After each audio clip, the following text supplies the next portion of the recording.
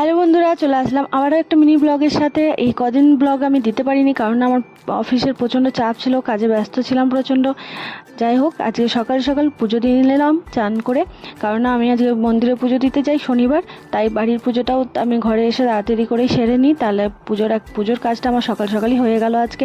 তারপর বসে পড়লাম কাজে, অফিসের কাজে। তারপরে সন্ধ্যেবেলা আজকে বেনাচিটি যাওয়ার পথে একটুখানি ঠাকুর মন্দিরে ধূপ মোমবাতি দেখিয়ে নিলাম। তারপরে গেলাম মায়ের সাথে, শাশুমার সাথে একটু বেনাচিটি, মা গিফট কিনলো।